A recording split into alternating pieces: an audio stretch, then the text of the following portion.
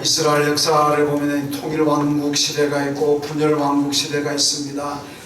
사울이 이스라엘의 초대 임금이 되고 난 다음에 솔로몬 때까지 이 통일 왕국 시대라 그럽니다. 그리고 솔로몬의 아들 르호보암 때 와가지고 나라가 남북으로 갈라집니다. 이때부터 이제 이스라엘 역사는 분열 왕국 시대로 들어갑니다. 분열 왕국 시대가 끝나면 이제 포로 시대로 이제 들어가게 됩니다만은, 이 이스라엘의 남북이 갈라질 때 이 남왕국과 북왕국을 여러 가지 이제 비교해 보면은 재미있습니다. 우선 결과적으로 말하면은 북왕국이 남왕국에 비해서 훨씬 더 우수한 조건을 가지고 있었습니다. 인구수로 봐도 남왕국은 2개 지파지만 북왕국은 10개 지파로 구성이 되었습니다. 이스라엘의 모든 평야와 기름진 이 비옥한 땅은 전부 다 북왕국에 있습니다. 이스라엘 최대 평야라고 하는 이스라엘 평야가 북왕국에 있고, 남왕국은 어떤 곳이냐? 남왕국은 남쪽으로 내려오면 다 광야지대입니다. 그리고 사막지대죠. 이스라엘 남쪽에 있는 거의 국토의 50% 이상이 네게브 사막입니다. 이 네게브란 말은 황무지라는 뜻인데, 풀한 폭이 정말 나지 않는 그런 땅입니다. 그러니까 이것들이 전부 다 남왕국에 있습니다. 북왕국은 다 비옥한 지대고 평야지대고 그렇습니다만은, 남왕국은 그렇지 못한 거죠. 남왕국은 그냥 다 황무지고 물도 없고 비옥한 땅도 없고 풀 한 폭이 나지 않는 그런 곳이라는 겁니다. 그러니까 북왕국은 곡창지대인데 비해서 남왕국은 별로 쓸만한 땅이 없습니다. 자, 이렇게 본다면 어느 나라가 더 안정되게 발전하고 더 역사가 오래 갈까? 우리 생각에는 북왕국이 인구도 많고 경제적으로도 부강했고 훨씬 더 오래 갈 거라고 생각하지만은 반대더라는 얘기죠. 북왕국은 역사가 한 200년 가다가 아시리아에게 망해버리고, 남왕국은 한 350년 가까이 역사가 가다가 바벨론에게 멸망하게 됩니다. 어떻게 해서 이렇게 여러 가지 악조건, 열세임에도 불구하고 북왕국에 비해서 남왕국이 훨씬 더 역사가 오래 갈 수 있었을까? 이 한마디로 말하는 개혁입니다. 그러니까 이 북왕국에는 개혁이라는 게 없습니다. 아무리 백성들이 우상을 숭배하고 타락해도 누구 하나 개혁자가 나와가지고 그것을 바로잡질 않았습니다. 그러니까 개혁자가 없다 보니까, 개혁이 안 되니까 나라가 오래가지 못하고 결국 하나님의 심판으로 나라가 일찍 멸망하게 됩니다. 그런데 남왕국에서는 이 개혁자들이 여러 명 남았습니다. 오늘 본문에 나오고 있는 아사 왕을 비롯해서 그 다음에 나오는 요사밧이라든가 히스기야라든가 이 요시야라는 이 훌륭한 종교 개혁자들이 나왔습니다. 그래서 남왕국은 백성들이 우상을 숭배할 때마다, 백성들이 타락하고 변질될 때마다 이 개혁자들이 나와가지고 이렇게 신앙을 바로잡았습니다. 그러니까 열세였지만은, 조건은 상당히 안 좋았지만은 하나님의 도우심이 있었고 하나님의 축복이 있었습니다. 그래서 그들의 역사가 더 오래 계속되었다는 것을 보여주고 있습니다. 자, 오늘 본문에도 보면은 아사 왕의 개혁인데, 이 개혁을 하고 난 다음에 이스라엘이 남왕국이 어떻게 되었느냐? 15절 말씀 마지막 절 보면, 여호와께서도 그들을 만나주시고 그들의 사방에 평안을 주셨더라, 이렇게 말씀합니다. 아사가 일어나서 신앙개혁을 하고 난 다음에 어떤 결과가 나타났느냐? 하나님께서 그들을 만나주셨다 그럽니다. 하나님이 만나주셨다는 얘기는 그들의 문제를 해결하셨다는 얘기입니다. 하나님 만나는데 해결 안 될 게 어디 있겠습니까? 우리가 하나님을 제대로 만나지 못하니까 이런저런 모습으로 갈등도 있고 서운함도 있고 아픔도 있고 상처도 있고 어렵고 힘들지만은, 하나님과의 만남이 있다면 문제가 해결 안 될 게 어디 있겠습니까? 다 해결됩니다. 그러니까 하나님이 그들을 만나 주셨다, 해결했다는 얘기입니다. 그리고 그들의 사방에, 어느 한 곳에만 아니라 온 사방에 다 평안을 주셨다, 그렇게 말씀합니다. 개혁을 하니까 하나님께서 이렇게 축복하시더라는 말씀이죠. 여러분, 개혁이라는 게 무엇입니까? 개혁이라는 것은 잘못된 것을 바로잡는 거, 고치는 거, 이게 개혁 아니겠습니까? 대단히 거창한 얘기 같지만은 쉬운 말로만 간단하면 그겁니다. 잘못된 것을 고치는 거, 이게 바로 개혁입니다. 여러분, 신앙이 변질되고 신앙이 타락하고 신앙이 하나님의 말씀을 벗어났다면 이 개혁을 해야 됩니다. 개혁을 해서 하나님의 말씀으로 다시 돌아오는 이런 신앙이 돼야 됩니다. 그 신앙이 온전한 신앙이고 그 신앙이 건강한 신앙입니다. 오늘 아사 왕이 개혁을 합니다. 개혁을 하고 난 다음에 이 개혁이라는 하는 결단이 따르잖아요. 결단 없는 개혁은 있을 수가 없습니다. 어떤 아픔과 어떤 희생과 어떤 것을 어려운 일도 감안하더라도 결단하고 나갈 때 이게 개혁이 되는 겁니다. 아사가 그런 개혁을 하는데 아사가 결단한 것이 무엇일까? 아사가 개혁한 것이 무엇이겠습니까? 오늘 말씀 잘 보시고 우리의 신앙에도 이런 개혁이 일어나야 될 줄로 믿습니다. 자, 첫 번째로 아사의 결단은 그겁니다. 모든 우상을 없애기로 결단했다, 그렇게 말씀합니다. 오늘 본문 8절에 보면 아사가 가져간 물건과 우상을 없애기로 결단했다는 말씀을 하고 있고 16절 말씀 가보면 이 아사의 결단이 얼마나 강한지, 우상 아세라상을 만들고 우상을 숭배한 자기 어머니의 태후의 위를 폐하였다, 이렇게 말씀합니다. 여러분, 왕의 어머니는 우리나라 역사에서 말하면 뭡니까? 데뷔마마입니까? 네. 데뷔마마죠? 네. 자기 왕의 부인은 중전마마라 그러고 왕의 어머니는 데뷔마마입니다. 그러니까 아사는 개혁을 하는데 자기 어머니가 개혁에 동참하지 않고 여전히 아세라상을 만들어 놓고 섬기고 우상을 숭배합니다. 그러니까 데뷔마마의 자리를 폐하였다 그럽니다. 다른 사람이 볼 때는 이런 불효자식이 어디 있나 그럴 수도 있겠습니다만은 하나님을 섬겨야 되는데 우상을 숭배하니까 이 개혁을 해야 되니까 자기 어머니의 태후의 자리부터 폐하였다. 여러분, 자기 가족의 우상을 파괴하고 우상 숭배도 바로 먼저 척결했습니다. 이게 바로 큰 결단입니다. 여러분, 우리나라도 뭐 대통령이 되는 사람들마다 개혁을 부르짖잖아요. 근데 개혁이 잘 안 됩니다. 왜 안 되느냐? 자꾸 예외를 하는 사람들이 많아집니다. 내 가족이니까 예외, 나하고 친하니까 예외, 나를 지지해준 사람이니까 예외, 다 예외로 두고 다른 사람들만 자꾸 개혁을 해가지고 뭘 하려고 그러니 이게 안 되는 거예요. 이런 아사 왕의 개혁이 어떻게 성공하느냐? 자기 어머니부터 개혁으로 삼습니다. 자기 어머니가 우상을 숭배하고 아세라상 만들어 섬기니까 자기 어머니부터 세상 말로 쳐버립니다. 칩니다. 이런 굳건한 각오와 결단이 있으니까 이 개혁이 성공하는 거예요. 친하니까 빼주고, 가족이니까 빼주고, 뭐 나를 지지했으니까 빼주고, 우리 편이니까 빼주고, 다 그러고 나면 그럼 개혁의 동력을 상실할 수밖에 없고 그 개혁은 실패하게 됩니다. 우리나라 개혁이 되게 그래 왔습니다. 그러니까 이게 안 되는 거예요. 아사왕을 보면서 우리 개혁의 힌트를 얻어야 된다, 그런 얘기죠. 여러분, 아사 시대가요 얼마나 혼란한 시대냐. 아사의 할아버지가 조부가 바로 르호보암 왕입니다. 이 조부 때에 나라가 분열이 남북으로 갈라졌습니다. 그 다음에 자기 아버지 부왕인 아비야 때에는 갈라진 남북이 서로 전쟁합니다. 하루도 평안한 날이 없을 만큼 전쟁합니다. 경제적으로, 뭐 도덕적으로, 윤리적으로, 국방적으로, 사회적으로 나라가 얼마나 어렵고 힘든지 모릅니다.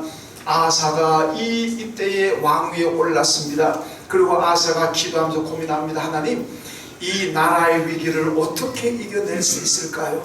하나님, 어떻게 하면 이 위기에 빠지고 혼란한 이 나라를 반석 위에 세우고 이 나라의 평화를 오게 할 수 있을까요? 하나님, 어떻게 하면 좋겠습니까? 가르쳐 주세요. 그렇게 기도합니다. 기도하면서 아사가 얻은 결론, 방법이 뭐냐? 우상을 척결하는 거다. 그리고 하나님을 떠난 백성들의 마음을 하나님께로 돌아오게 만드는 거다. 이것밖에는 방법이 없다는 것을 그가 비로소 알았습니다. 여러분, 그래서 그가 이 위기를 극복하고 나라를 안정시키는 길은 우상을 척결하고 우상을 깨부수고, 그리고 이 나라 이 백성들이 하나님을 잘 섬겨야 된다. 그래야만 우리가 위기를 극복하고 나라가 평화로울 수가 있다. 여기에서 결단을 내리고 그가 우상을 측결하는 작업을 했고, 그리고 온 백성들로 하여금 하나님께 돌아오도록 만들었습니다. 다른 신을 섬기는 사람들 다 하나님을 섬기도록 만들었습니다. 그랬더니 오늘 말씀 마지막 15절에 뭡니까? 여호와께서도 그들을 만나 주셨고 그 사방에 평안을 주셨더라. 이런 축복이 나오게 되었다는 말씀입니다. 여러분, 우리가 문제를 만났을 적에, 위기를 당했을 적에 그 원인을 정확하게 찾아내야 되고, 그래야 해결 방법이 나오는 겁니다. 의사가 병자의 원인을 정확히 진단해야 치료가 되는 거지, 그렇잖아요? 위가 아파서 갔는데 머리 아픈 약 주면 이게 되겠습니까? 안 낫잖아요. 위가 아프면 위에 맞는 것을 정확히 진단해서 위에 맞는 약을 줘야 된다는 겁니다. 여러분, 사무엘 시대에 이스라엘 백성들이 전쟁하면 자꾸 집니다. 지니까 백성들이 어떻게 생각하냐? 아, 우리가 법궤가 없어지는구나. 우리가 법궤를 앞세우고 나가면 전쟁이 이길 수가 있는데 그동안 법궤를 안 가지고 전쟁이 졌다, 그렇게 생각하고 블레셋하고 싸울 때는 법궤를 앞세우고 갑니다. 이겼습니까? 박살났습니다. 박살나고 법궤도 블레셋에게 빼앗기고 말았습니다. 왜 그렇게 해요? 원인 진단이 잘못됐습니다. 그들이 하나님을 올바로 섬기지 않았고 우상을 숭배했기 때문에 그들이 정말 원인을 진단하려고 그러면, 아, 우리가 우상을 숭배해서 그렇구나, 하나님께 우리가 회개하지 않아서 그렇구나, 이걸 알고 하나님께 회개하고 하나님만을 섬겼더라면 법궤 안 가지고 남아도 전쟁 충분히 이기고도 남습니다. 그런데 원인을, 자기들이 하나님을 제대로 섬기지 못했다는 거기에 원인을 찾는 것이 아니라 법궤를 안 가지고 가서 졌다, 그렇게 생각하고 법궤 가지고 났다가 박살나 버렸잖아요. 여러분, 원인 진단이 잘못되었기 때문에 그렇습니다. 나에게서 원인을 찾아내야 되는데 자꾸 다른 것에 찾기 때문에 그렇습니다. 에스겔 22장에 보면요, 바벨론, 이스라엘 백성들 바벨론에게 망했습니다. 망해서 포로 생활하고 있는데 백성의 대표자들이 에스겔을 찾아왔습니다. 그리고 요구합니다. 선지자님, 하나님이 우리를 버렸습니다. 하나님이 무능했습니다. 그래서 우리가 바벨론에게 졌고 우리 포로로 끌려왔습니다. 그러니까 이제는 하나님을 버립시다. 하나님 믿지 말고 이제는 마르둑, 바벨론 사람들 섬기는 마르둑신을 섬깁시다. 이렇게 제안을 합니다. 그때 에스겔이 뭐라 그럽니까? 이 바보 같은 사람들아, 왜 망한 원인을 하나님에게서 찾느냐? 예레미야 선지자가 눈물로 회개하라고 예언했지만 너희들이 예레미야 말 안 들었지 않느냐? 예레미야를 오히려 거짓 선지자로 해가 예레미야를 죽이려고 했고 구덩이에 던져놓고, 그러면서 거짓 예언자들 말 들었지 않느냐? 그게 니들이 잘못해서 그런데 뭘 지금 하나님이 무능하니 하나님 약속을 어겼느니 그딴 소리 하느냐? 입 닥치고 돌아가라, 그렇게 말씀했습니다. 왜 그렇습니까? 그들이 바벨론에게 멸망한 것은 예레미야가 눈물로 예언했지만은 아무도 예레미야 말 듣지 않았습니다. 예레미야를 가짜로 거짓 선자로 몰아가지고 예레미야를 죽이려고 했습니다. 그래가지고 그들이 멸망했는데 뭘 이제 와가지고 하나님이 무능하고 하나님이 약속을 어기고, 얼마나 우스운 얘기입니까? 자기 자신들이 죄를 지었는 것은 생각하지 않고 하나님께 모든 원인을 돌리고 있습니다. 이게 바로 잘못되었다는 겁니다. 여러분, 그래가지고는 아무것도 해결되지 않습니다. 여러분, 우리나라가 얼마나 갈등이 심합니까? 일본은 인구가 1억 5천 된다는데 1억 5천 인구이면서도 자기 나라 국내적으로는 우리나라한테는 욕을 많이 먹지만은 저도 자기 국내적으로는 단합이 잘 된다는 겁니다.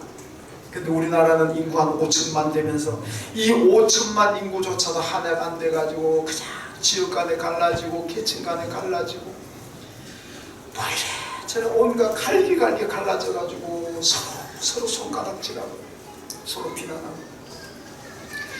죄송합니다만 저는 이제 뭐 몇십 년 살면 끝납니다만 지금 우리 교회가들 이 아이들 앞으로 살아갈 날이 얼마나 긴 세월을 살아가겠습니까? 이 긴 세월 살아가는 동안에 다 분열되고 찢기고 갈라지고 서로 죽여야 된다고 삿대질하고 아우성치는 이런 사회를 바라보면서 앞으로 50년, 60년, 70년, 80년을 살아가야 될 우리 교회 학교 아이들 가만히 보면은 참되도록 안 된다, 좀 불쌍하다, 그런 생각도 들어요. 솔직히 저야 뭐 이제 뭐 몇십 년 더 살면 뭐 끝나지만은 이 아이들 앞으로 살아갈 날이 얼마나 많은데, 이렇게 나라가 하나가 안 돼가지고 갈기갈기 찢어져가 서로 죽게 된다고 아우성치고 얼마나 불행할까. 이게 빨리 치유가 되고 빨리 나라가 하나가 돼야 되는데 너무 안타깝지 않습니까? 우리가 나라 위해서 기도 많이 해야 됩니다. 그런데 왜 하나가 안 됩니까? 맨날 어디를 남의 탓을 돌리니까 그래요. 누구 하나 내가 잘못했습니다, 내가 바로 서겠습니다, 이런 사람이고 다 너 탓이야. 나는 괜찮고 나는 의료인데 너 때문에 안 되는 거야. 서로 사태질하고 있습니다. 여러분, 나라를 이 모양 이 꼴로 만들어 놓은 정치인들이 누구 하나 나서가지고 내 잘못입니다 그런 사람 있습니까? 다 상대방 잘못입니다. 정말 가늠 하나 잡힌 현장에서 예수님께서 말씀하신 너희 중에 죄 없는 자가 먼저 돌로 치라, 이 말씀을 오늘 우리가 잘 귀담아 들어야 되는 거예요. 누구를 잘못해요? 누가 누구를 사태질 하겠습니까? 다 똑같은데. 여러분, 제가 볼 때 다 똑같아.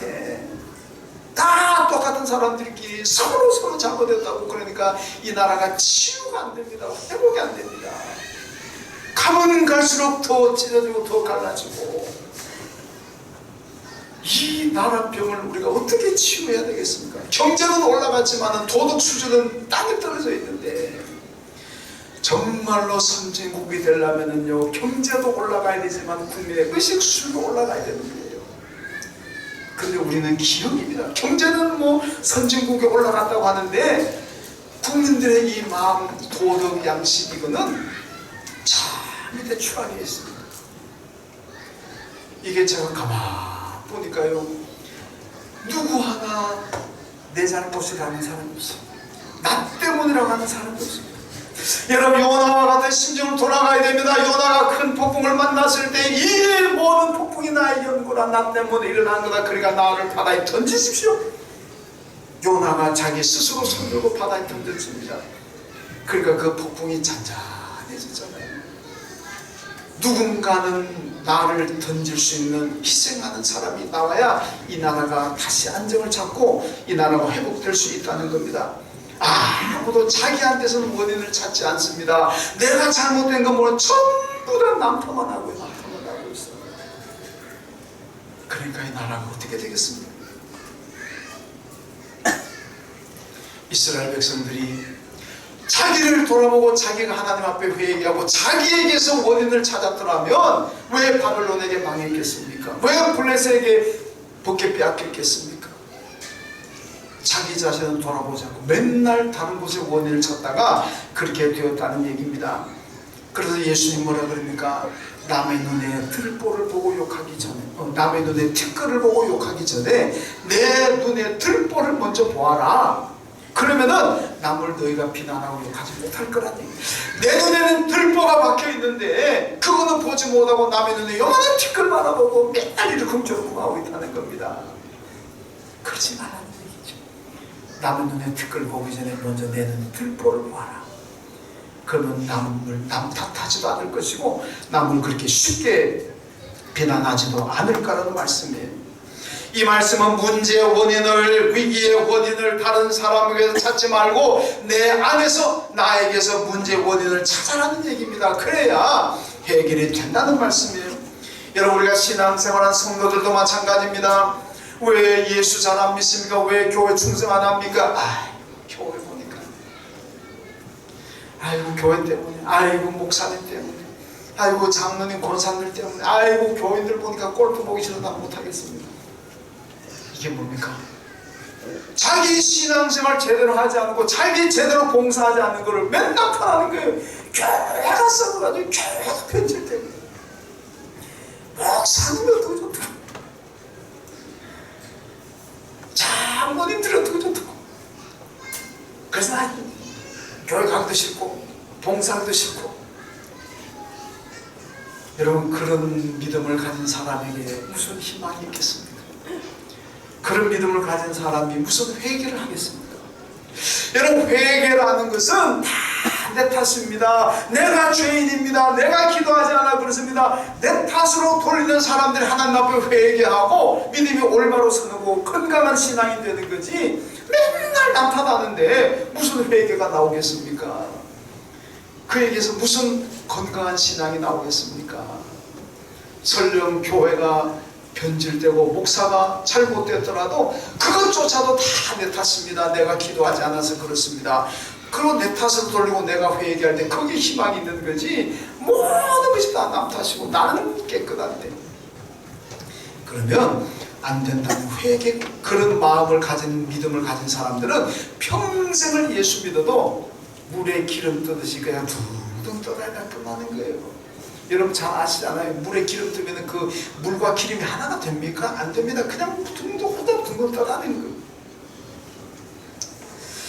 여러분 자신에게서 찾을 때 회개하고 온전한 신앙이 될 수가 있습니다. 여러분 모든 것들, 이 폭풍이, 이 갈등과 이 다툼과 이 분열이 다 내 탓입니다. 내가 기도하지 않아서 그렇습니다. 내 탓으로 돌리고 하나님 앞에 회개할 때 하나님께서 우리를 만나주시고 그리고 우리 사방에 평안을 주실 줄로 믿습니다.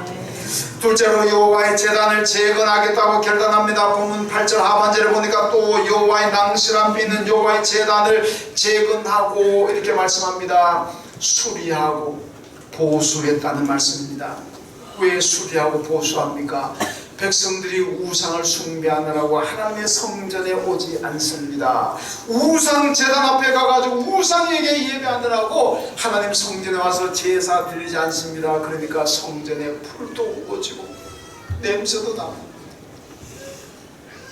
망가지고, 왜? 관리가 안 되니까. 그래서 아사왕이 성전을 재건하겠다고, 보수하겠다고, 요즘 말로 하면 리모델링 하겠다고 결단을 하고 있습니다. 여러분, 솔로몬 성전이요, 바벨론의 침략에서 솔로몬 성전이 파괴가 됩니다. 물론 완전 파괴는 아닙니다. 부분적으로 파괴가 됩니다. 그리고 70년 동안 포로 생활하느라고 제사장, 레위 사람들 다 포로로 끌려갔잖아요. 이스라엘에 남아있는 사람들 가운데 성전을 관리할 수 있는 사람이 없습니다. 그러니까 이 성전이 70년 동안에 방치되었으니까 얼마나 많이 망가지고 냄새나고 개들도 왔다 갔다 하고 온갖 것 다 별짓 다 했을 거 아닙니까? 이들이 포로 생활 끝나고 이스라엘로 돌아왔습니다. 포로민들 돌아왔으면 이제 가장 먼저 해야 될 일은 뭐겠습니까? 하나님 앞에 제사 드리고 하나님 앞에 예배 드려야 될 성전을 보수하고 수리해야 되지 않겠습니까? 그런데 아무도 나서지 않습니다. 전부 다 내 집부터 지어야 돼, 내 집부터 수리하고 내 집부터 지어야 되겠다. 성전에 무관심합니다. 그때 학계 선자가 나옵니다. 학계가 와가지고 그런 얘기합니다. 여러분, 성전이 파괴되어 가지고 하나님 앞에 제사도 못 드리는데, 예배를 못 드리고 있는데 어떻게 여러분들의 집만 생각하고 있습니까? 학개서 1장 9절에 보면 하나님께서 말씀합니다. 내 집은 황폐하였으되 너희는 각각 자기의 집을 짓기 위하여 빨랐습니다. 그러므로 너희로 말미암아 하늘은 이슬을 그쳤고 땅은 산물을 그쳤다. 이렇게 말씀합니다. 포로에서 돌아오고 난 다음에 왜 이스라엘 백성들 삶이 그렇게 피폐하고 왜 이렇게 궁핍하고 왜 이렇게 점점 더 힘들어집니까? 하나님의 성전은 망가져가지고 예배도 못 드리는데 전부 자기 집만 먼저 지켰다고 야단드립니다. 그러니까 하나님께서 내 집 성전은 지금 황폐화되어 있음에도 불구하고 너희들이 관심도 두지 않고 너희 집부터 짓는구나. 그 결과로 하늘은 이슬을 그쳤고 땅은 산불을 그쳤다. 농사도 망했다는 얘기입니다. 여러분, 그들이 정말로 믿음으로 깨어있는 사람들, 좋은 신앙을 가졌더라면 포로에서 돌아오고 난 다음에 가장 먼저 하나님의 성전부터 재건해야 되고 하나님께 예배드리고 제사드릴 성전 재단부터 수리해야 되는 거예요. 그리고 예배가 이루어져야 되는 겁니다. 그게 안 되니까 포로에서 돌아오고 난 다음에도 점점 삶이 더 어려워졌다는 말씀입니다. 여러분 그렇다면요, 재건하고 수리해서 하나님께 예배 드려야 될 성전이 무엇입니까? 오늘날 성전이 무엇입니까? 고린도전서 3장 16절 말씀 보면요, 너희는 너희가 하나님의 성전인 것과 하나님의 성령이 너희 안에 계시는 것을 알지 못하느냐, 이렇게 말씀합니다. 너희는 너희가 하나님의 성전인 것을 알지 못하느냐. 여러분, 우리 몸, 우리 한 사람 한 사람 다 하나님의 성전인 줄로 믿습니다. 왜? 성령이 거하니까. 여러분, 내 안에 사탄이 있고 마귀가 있고 귀신이 있으면 이게 성전이 됩니까? 안 됩니다. 세속적인 것으로 꽉 차 있으면 내 몸이 성전입니까? 아닙니다. 내 몸이 성전이 되는 것은요, 내 안에 성령이 거하시기 때문에. 성령이 거하시면 여러분의 몸도 성전이고 제 몸도 성전인 줄로 믿습니다. 이 성전을 여러분 잘 관리해야 돼요. 어떻게? 하나님께 예배드릴 수 있는 가장 좋은 모습으로 이 성전을 관리하라는 말씀입니다. 그 안식을 거룩하게 지키는 거 아닙니까? 여러분의 몸이 성전입니다. 그런데 예배드릴 수 없을 만큼 파괴되고 냄새나고 망가지고 이러면 되겠습니까? 오늘 아사왕이 계획한 것이 하나님 앞에 제사 될 수 있도록 성전을 재건하는 겁니다. 여러분의 몸이 성전입니다. 예배에 가장 예배 잘 드릴 수 있는 모습으로 재건하고 수리하고 리모델링 해야 됩니다. 망가지고 깨지고 파괴되고 도저히 예배 드릴 수 없는 그런 상황인데도 그냥 방치한다면 그는 안 된다는 겁니다. 여러분, 우리 몸을 가장 예배해 드릴 수 있는 가장 좋은 모습으로 수리하고 재건하는 것이 무엇입니까? 이게 바로 회개라는 작업입니다. 회개. 우리가 범죄하고 잘못했을 때 여러분 회개하면 우리 몸이 정결하게 됩니다. 우리 심령이 정결한 믿음의 사람 됩니다. 그 모습이, 회개하고 용서받은 모습이 하나님 앞에 가장 예배를 잘 드릴 수 있는 최고의 성전인 줄로 믿습니다. 잘못하고 죄를 지었으면서도 맨날 남 탓하고 몇 병이라고 그렇게 생각하고 회개하지 않으면 여러분의 성전인 몸이, 여러분의 몸인 성전이 파괴되고 깨지고 냄새나고 더럽고 추하다는 얘기입니다. 오로지 회개할 때 성전인 내 몸이 하나님 앞에 가장 잘 예배드릴 수 있는 몸이고 하나님께서 가장 기뻐하시는 그런 성전이 될 줄로 믿습니다. 여러분, 요시야가 성전 수리하다가 율법책, 성경책 발견하잖아요. 그리고 그 성경책 읽고 온 백성들이 성경 말씀대로 순종합니다. 그랬더니 요시야 시대가 얼마나 부강하고 얼마나 잘 살고 얼마나 평강했는데, 여러분, 예배에 드릴 수 있는 가장 좋은 모습으로 우리의 몸인 성전을 수리하고 재건하십시오. 이건 회개를 통해서 됩니다. 그런데 하나님께서 우리가 드린 예배를 기쁘게 받으시고, 내가 드린 예배를 기쁘게 받으시고 우리를 만나주시고 우리 사방에 평안을 주실 줄로 믿습니다. 그리고 세 번째는 모이기로 결단했습니다. 9절에 보니까요, 저희 중에 우가는 자를 모았다. 그리고 10절에도 저희가 예루살렘에 모였다. 그리고 12절에는 여호와를 찾기로 언약했다. 13절에는 여호와를 찾지 않는 자는 죽이기로 했다. 15절에도 무리가 마음과 뜻을 다하여 여호와를 찾았다. 요 짧은 말씀 가운데 모였다, 찾았다는 얘기가 여러 번 지금 반복이 되고 있습니다. 유난히 모였다, 모였다, 모였다, 찾았다, 찾았다, 찾았다, 이 두 동사가 여러 번 언급이 되고 있습니다. 이게 바로 아사 시대의 특징입니다. 아사 시대의 종교 개혁을 통해서 백성들이 열심히 모였습니다. 그리고 열심히 하나님을 찾았습니다. 그 결과 오늘 마지막 절 말씀 아닙니까? 말씀만 들어도 얼마나 감동적입니까? 여호와께서 그들을 만나 주시고 그들의 사방에 평안을 주셨더라. 열심히 모이고 열심히 찾으니까 그렇게 되더라는 얘기입니다. 역대하 35장에 보면 요시야 왕 때 또 언급이 나옵니다. 요시야 왕 때 6월절을 지키는데, 6월절과 무교절 합해가지고 7일 동안 지키는데 얼마나 많은 사람들이 모였느냐. 선지자 사무엘 시대 이후로 가장 많은 사람들이 예루살렘의 성전에 모였다, 그렇게 기록을 하고 있습니다. 가장 성대하게 모여서 하나님 앞에 제사 드렸습니다. 그랬더니 요시야 왕 시대도 태평성대를 누렸습니다. 요시야가 다윗 다음으로 훌륭한 임금으로 평가받습니다. 여러분, 초대교회는 부흥이 기적하듯 부흥이 일어났습니다. 한 번 설교할 때마다 3,000명씩 회개하고 돌아왔습니다. 초대교회 기적이 얼마나 많이 일어났습니까? 이 초대교회 부흥과 기적의 원인이 어디에 있습니까? 올라가면 열심히 모이는 데 있습니다. 열심히 모이는. 여러분, 우리는 일주일에 한 번 주일날 예배 한 번 드리는 것도 바빠서 못 드리고 뭐 이래서 못 저래서 못 드리고 못 드리는 이유가 얼마나 많습니까? 초대교회 성도들은 날마다 성전에 모였다 그랬습니다. 그 사람들은 뭐 먹을 거 하늘에서 떨어졌습니까? 그 사람들도 열심히 일해서 먹었고 우리도 열심히 일해서 먹는 거예요. 그럼에도 불구하고 그 사람들은 날마다 모여가지고 성전에 모여서 기도하고 찬양하고 나가면 전도하고. 그 초대교회 부흥과 기적의 원인은 열심히 모이는 데 있었습니다. 여러분, 열심히 모여야 거기에 부흥이고 기적이 일어날 줄로 믿습니다. 우리 옛날 한국의 초창기에 여러 교인들이 얼마나 열심히 모인지 모르는데 요즘은 목사님들끼리 만나면 부흥회를 못해요. 왜 부흥회 못하냐? 안 모여, 안 모여. 몇천 명 되는 교회 목사도 못한대. 왜? 부흥회하면 교인들이 안 모이니까. 부흥 강사는 유명한 분들 모셔다 놨는데 교인들이 없어요. 미안, 솔직히 우리 교회도 그래서 부흥회 잘 못합니다. 부흥회 한다 그러면 교인들 누가 와야 뭐 어떻게 해. 옛날 제가 어릴 때만 하더라도 교회 부흥회 한다 그러면 우리 교회뿐만 아니라 남의 교회까지요 이불 싸들고 교회 옵니다.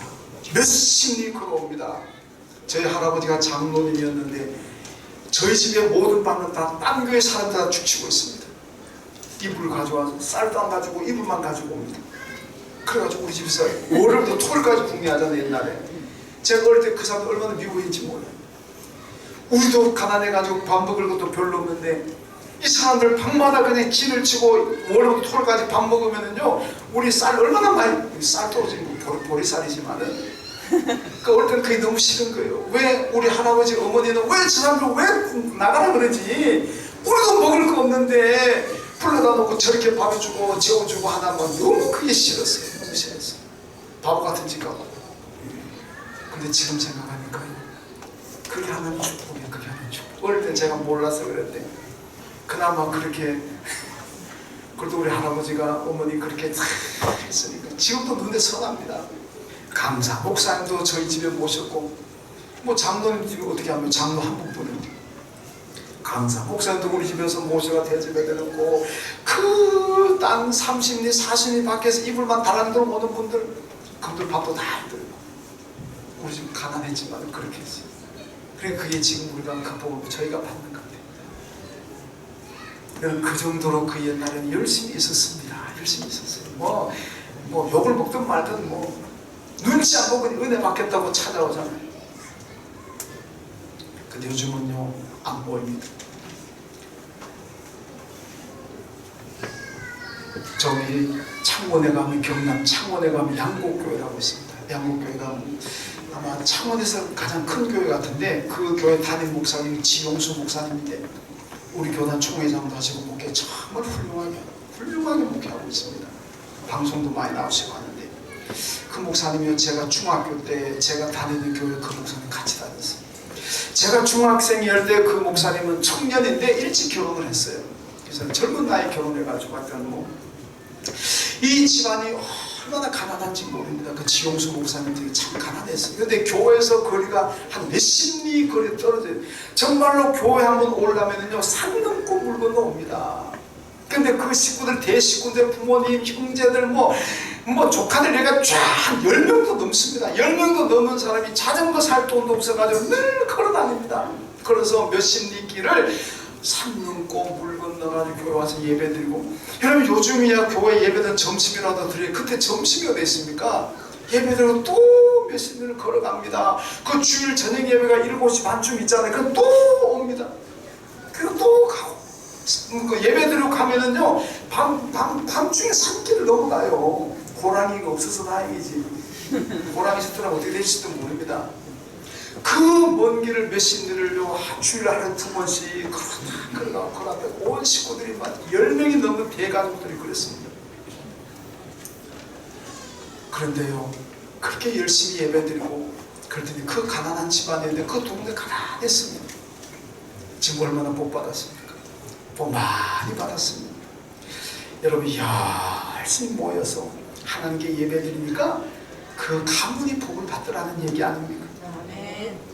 히브리서 10장 25절에 모이기를 패하는 사람들의 습관을 따르지 말라 그렇게 말씀합니다. 여기서 말세가 되면 특징이 모이기를 패한다는 겁니다. 모일 이유를 찾는 것이 아니라 안 모일 이유를 찾는 거예요. 어떻게 하면 안 가느냐, 어떻게 하면 안 하느냐, 요것만 이유를 찾고 있습니다. 이게 말세의 특징입니다. 여러분 말세의 특징대로 살아가지 마시고 시대를 차올라 가십시오. 교회 와야 될 이유를 찾으시고 예배 드려야 될 이유를 찾으시고 봉사해야 될 이유를 찾으십시오. 맨날 안 될 이유를 찾고 못 갈 이유를 찾고 그러니까 못하는 거지. 여러분 신앙생활 잘 점검해 보세요. 나는 교회 자고 가고 싶은 마음이 생긴다. 그분은 지금 믿음이 성장하고 있는 겁니다. 교회 가고 싶은 마음이 점점 없어진다. 자꾸 교회 안 가도 될 이유를 찾는다. 못 갈 이유를 찾는다. 그 믿음이 지금 퇴보하고 있는 겁니다. 믿음 성장하는 사람이 나 교회 가기 싫어 그런 사람은 절대로 있을 수가 없습니다. 믿음이 성장할 때는요 그저 교회 가고 싶어지고 믿음이 성장할 때는 그저 봉사하고 싶고 어디든지 믿음이 퇴보하고 쇠퇴하니까 교회 안 가고 싶어지고 봉사하는 것도 내려놓고 싶고 그러는 거예요. 여러분 부부간에 사랑이 있으면요 처갓집 말도 뽑고도 잘한다고 그러잖아요. 남자분들 처가다 다녀오셨죠? 혹시 안 다녀오신 분들 또 가정에 가서 또 싸움 날까 제가 좀 조심스럽습니다만은 처가에 자꾸 가고 싶 남편이 처가에 가고 싶어 합니까? 그건 아내를 사랑하는 사람입니다. 처가에 가자 친정 좀 가자 그러면은 뭐 바쁘고 또 뭐 피곤하고 뭐 다음에 가면 안 될까 뭐 내가 그동안 얼마나 많이 갔었는데 그건 뭡니까? 그건 아내에 대한 사랑이 식었다는 겁니다. 맞죠? 혹시 이번 연휴에 처가 아직 안 가신 분들은 빨리 다녀오십시오. 근데 사랑이 식었다는 증거밖에 안 됩니다. 아내를 사랑하게 되면 처가를 가고 싶어 하는 거예요. 아내에 대한 사랑이 없으면 쳐다보지도 않으려고 그래요. 여러분 교회도 마찬가지입니다. 하나님을 사랑하고 교회를 사랑하면 자꾸 가고 싶어지는 거예요. 그런데 교회의 사랑이 식어지고 주에 대한 사랑이 식어지면 자꾸 안 가려고 그래요. 이 핑계 대고 안 가고 조금만 몸이 좀 뭐 어깨 다리가 쑤시면 오늘 아파서 못 가겠다. 조금 비만 올라고 좀 날씨가 흐리면 오늘 비 오겠어 안 가야 되겠다. 그게 뭡니까? 사랑이 식어졌기 때문에 그래요. 오늘 본문 앞에 6절 1장에서 본문 앞에 6절에 보면 아사시대의 어떤 시대인가를 먼저 말씀합니다. 사람의 출입이 평안하지 못하며 나라끼리 서로 치고 싸우고 하나님께서 여러 가지 고난으로 요란하게 하셨다 이렇게 말씀합니다. 어떤 시대였습니까? 사람이 출입하는데 평안하지 못했습니다. 나라끼리 치고받고 싸웁니다. 하나님께서 여러 가지 고난을 주셔가지고 그들의 삶을 혼란하게 만들고 요란해졌습니다. 이게 얼마나 안 좋은 시대입니까? 그런데 이런 시대에 아사가 왕으로 즉위해가지고 종교개혁 신앙교육을 단행했습니다. 그랬더니 오늘 15절 마지막 우리가 마음을 다하여 맹세하고 뜻을 다하여 여호와를 찾았으므로 자 따라합니다. 여호와께서도 그들을 만나주시고 그들의 사방에 평안을 주셨더라. 아멘. 이런 시대에 맨날 전쟁하고 치고받고 사람의 출입이 평안하지 못하고 하나님께서 주신 여러 가지 고난 때문에 힘들고 어렵고 이 시대에 여러분 여호와를 찾자 하나님 모이자 예배하자 이 신앙으로 돌아갔더니 하나님께서 그들을 만나주셨고 그들 사방에 평안을 주셨더라. 이게 축복입니다. 아사시대 백성들은요 열심히 성전에 모였고 열심히 하나님을 찾았고 부르짖었습니다. 그래서 하나님께서도 그들을 만나주셨고 그들의 평안을 주셨습니다. 이게 아사 시대에 있었던 얘기만 아니라 오늘 여러분들의 얘기가 되고 오늘 여러분들의 삶이 되시기를 주님의 이름으로 축원합니다. 하나님 감사합니다.